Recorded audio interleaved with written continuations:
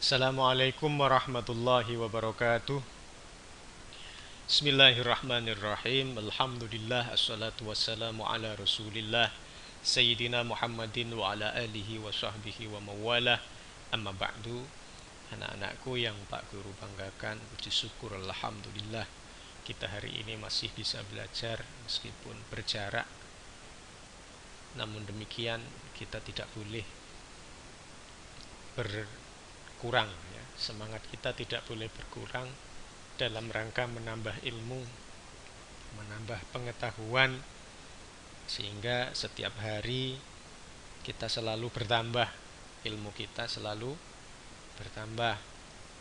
Mudah-mudahan kita mendapatkan ridho Allah Subhanahu wa taala sehingga ilmu kita menjadi ilmu yang bermanfaat. Al-Fatihah. A'udzu billahi minasyaitonir rajim. Bismillahirrahmanirrahim. Alhamdulillahi rabbil alamin arrahmanir rahim maliki yaumiddin. Iyyaka na'budu wa iyyaka nasta'in.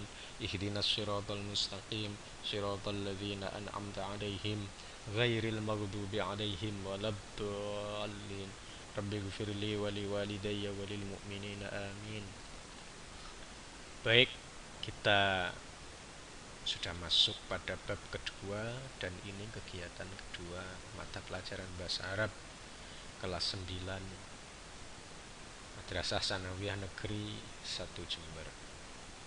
Baik, yang menjadi dasar kita adalah KMA 183 yang mengamanatkan kompetensi inti memahami dan menerapkan pengetahuan faktual, konseptual, dan prosedural berdasarkan rasa ingin tahunya tentang ilmu pengetahuan, teknologi, seni budaya, terkait fenomena dan kejadian tanpa mata.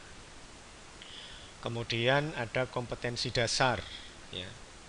Kompetensi dasar ini yang ketiga, titik 2, menganalisis gagasan dari teks sederhana, teks naratif sederhana yang berkaitan dengan tema Al-Hifal bi Maulidir Rasul dan memperhatikan bentuk, makna dan fungsi susunan gramatikal kana wa ismuha wa khabaruha al-mufrad.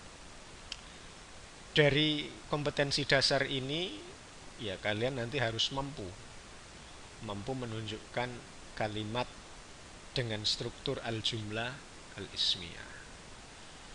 Kita tidak mungkin membahas kana fungsinya seperti apa, contohnya seperti apa, tapi kita tidak menunjukkan jumlah ismiyah, itu tidak mungkin, tidak bisa. Jadi harus mampu menunjukkan dulu jumlah ismiyah itu contohnya seperti apa,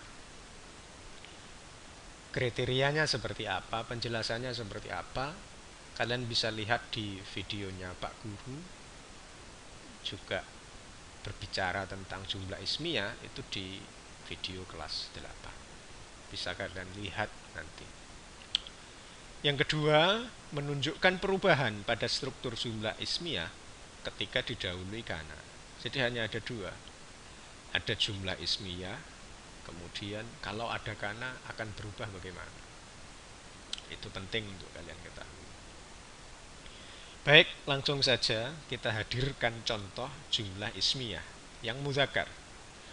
Contohnya Abu Bakrin sahibun Nabi, Ali ibnu Abi Thalib. Ya, kan muzakkar. Abu Bakrin muzakkar, Ali muzakkar. Pak Guru akan contohkan yang muzakkar. Baik, kita coba maknai. Abu Bakrin sahibun Nabi. Abu Bakar itu sahabat Nabi. Aliun ibnu Abi Thalib. Ali itu putra Abu Thalib. Itu contoh yang mudzakkar. Contoh yang muannas. Ya, sekarang jumlah ismiyah yang muannas. Contohnya bagaimana? Khadijatul Kubra zaujun Nabi. Fatimatu bintun Nabi. Khadijatul Kubra zaujun Nabi. Sayyidah Khadijah Al-Kubra itu istri Nabi. Fatimatu bintu Nabi. Fatimah itu, Sayyidah Fatimah itu putri Nabi. Itu contoh yang muannas. Baik, bagaimana seandainya ada kana? Sebelum kita menilik, ya, sebelum kita melihat apa ada perubahan apa tidak, kita lihat dulu fungsinya kana. Kana berfungsi merofakkan isim yang asalnya mubtada. Jadi mubtada khobar kalau ada kana, mubtada itu akan menjadi isimnya kana. Kana berfungsi menasobkan khabar. Jadi struktur mubtada kok ada khobarnya.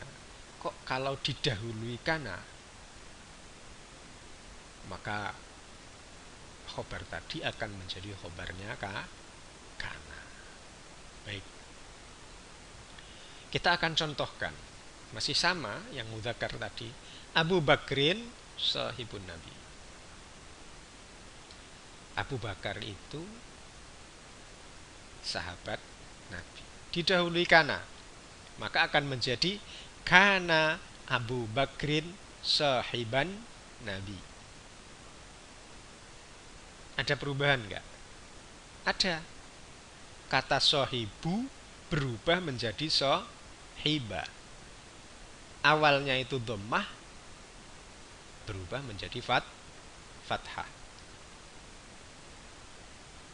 Sehingga kana Abu Bakrin sahiban Nabi,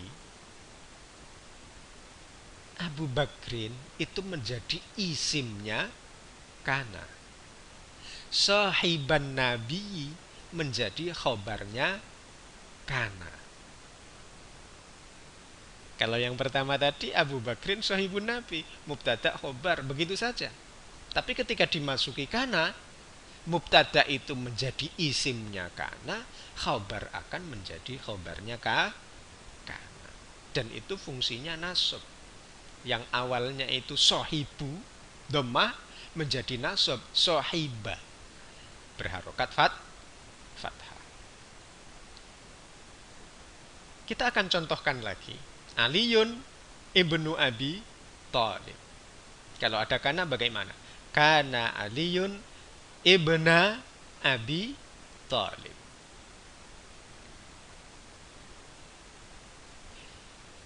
Ali adalah putra Abi Thalib.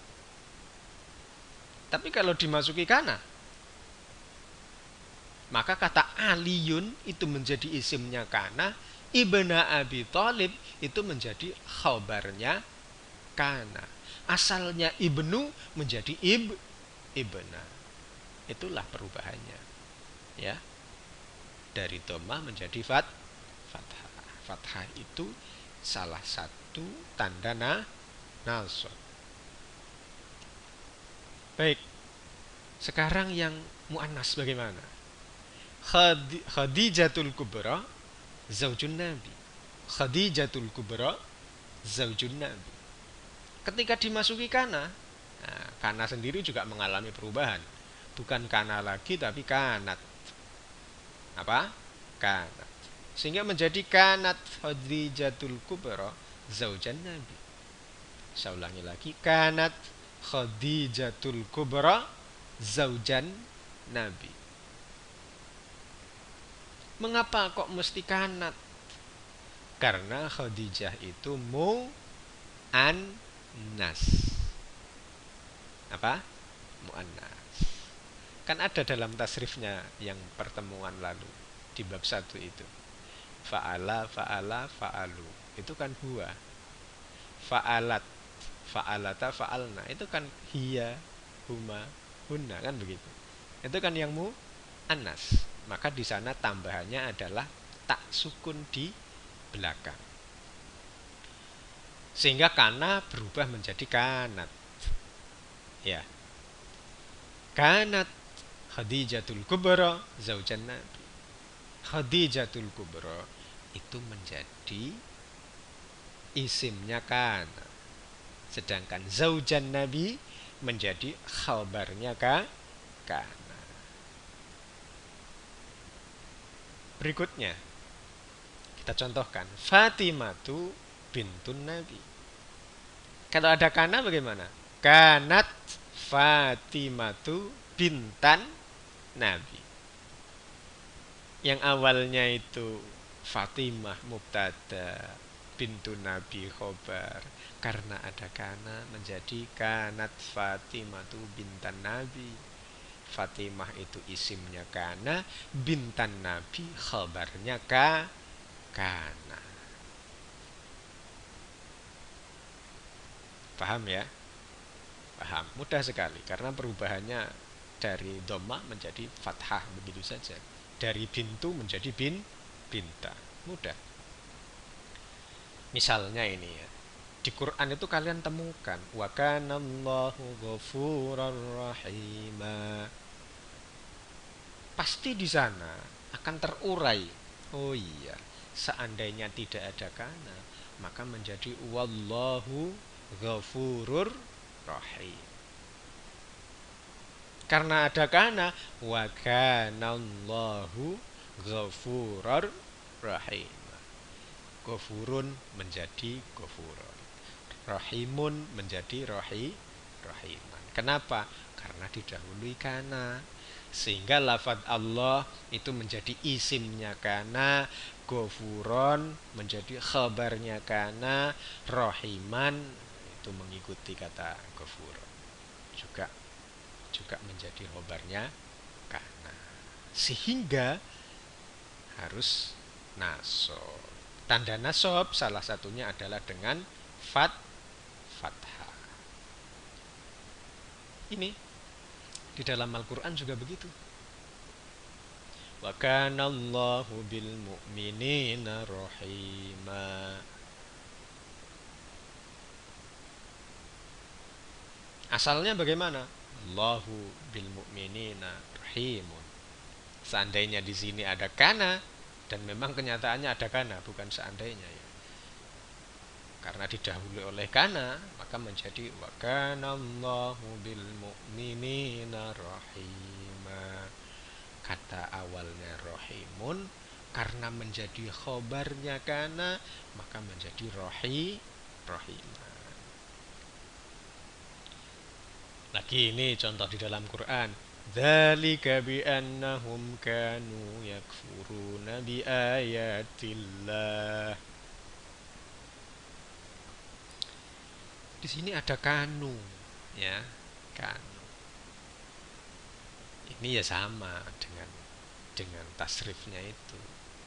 Fa'ala, fa'alu kan begitu. Kana, kanu. Huwa, huma, hum. Di sini domirnya hum. Ini jelas sekali. Dzalika bi'an hum, karena di sana ada hum, maka yang seharusnya yang awalnya itu kana menjadi kanu. Yakfuruna bi ayatillah. Di sini struktur Quran itu lebih indah ya.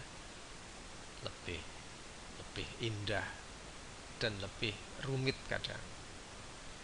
Sehingga kata yakfuruna yang menjadi khobarnya kana itu tidak berubah nasab ya, menjadi yakfuru, nunnya dibuang, itu tidak. Akan tetapi tetap yakfuruna, oleh karena ini khobarnya adalah khobar jumlah. Kalau yang tadi penjelasan sebelum ini khobarnya adalah khobar mufrad. Sekarang yakfuruna itu tidak berubah menjadi yakfuru, oleh karena khobarnya khobar jumlah. Ya, kalau khobarnya mufrad ya seperti tadi, rahimun jadi rahiman, berubah. Tapi karena ini adalah khobar jumlah, jumlahnya adalah jumlah fi'liyah, maka tidak mengalami perubahan. Secara zahir tidak mengalami perubahan. Yakfuruna tetap, hanya mahalnya saja mahal nasab karena adalah khobar kana. Baik. Wala tus'aluna amma kanu ya'malun. Nah, di sini kanu di sini tetap ya di belakang kanu itu sebelumnya pasti disebutkan hum ya, mereka banyak orang. Ya'maluna. Kata ya'maluna ini adalah khobarnya kana. Tapi tidak akan berubah menjadi ya'malu, nunnya dibuang sebagai tanda nasab, akan tetapi tetap ya'maluna.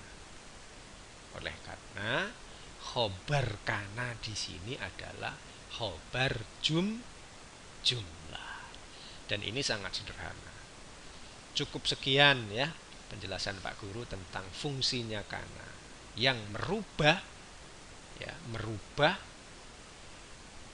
mubtada menjadi isimnya kana, merubah khobar yang awalnya khobarnya mubtada menjadi khobarnya kana. Baik, kurang lebihnya mohon maaf. Wallahul muwaffiq ila aqwamit thoriq. Wassalamualaikum warahmatullahi wabarakatuh.